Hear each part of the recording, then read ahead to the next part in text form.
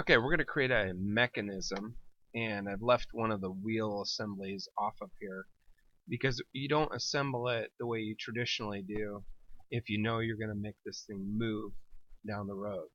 So what we're going to do is we're going to go ahead and add the wheel assembly to this. So inside of my tricked out wheels folder, I've got this assembly. We're going to open this up, and it comes in, and we're used to going, cylinder to cylinder, flat to flat. But what we have to do is we have to force it into a pin connection. And that's really the key here, is that you have a pin connection if you want a mechanism down the road. And then from here on out, it works pretty much the same as a traditional assembly. So we're going to say, okay, now go ahead and go cylinder. It'll let me click on it here. Cylinder, come on, there it goes, to cylinder. And let's look deeper into what we're doing here.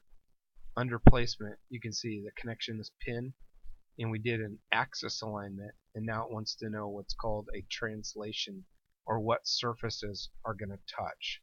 So we're going to basically do what we did before. Let me get a better view here. And we're going to say, okay, this flat surface there, click, is going to touch this flat surface there. Alright, and then we'll go ahead and build in that distance again of 2.5. And it looks just like it did before, but we did it with a pin connection, so we'll go ahead and accept that. Alright, so now we're ready to make this back wheel spin. So we're going to go to Applications, Mechanisms, and we're going to click on Servo Motors. And when you go to Servo Motors, you're looking for this little symbol right here. It's kind of a little curly Q, spinny thing. And what you're going to do is it wants to know, where do you want the servo motor attached to? What pin connection do you want to attach to? Well, we only have one, and so that's this connection right here. So we're going to click that. Okay, and immediately after you click that connection, we're going to go to Profile. We're going to change position to velocity, and this is the speed in which that connection is going to spin. So I'm just going to put 15, and you can play with this number. You can make it bigger or smaller. Bigger is faster, and then hit apply and OK.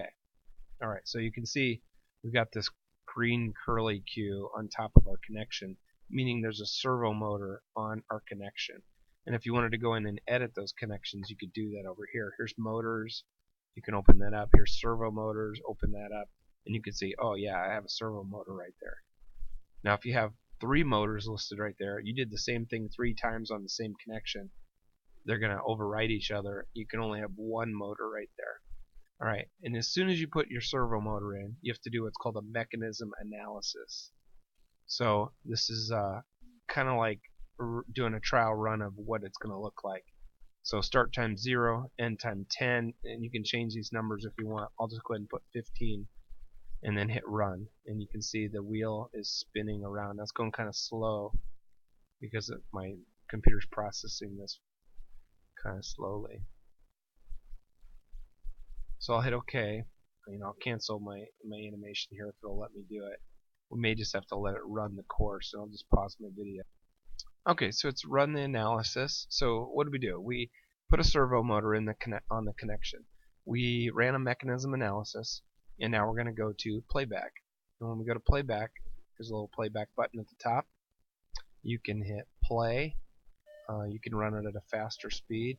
And again, with me recording the video, it's going extra slow, but your wheel should be spinning at whatever clip you put in, like 15, 20, 30, 100 to be really fast wheels.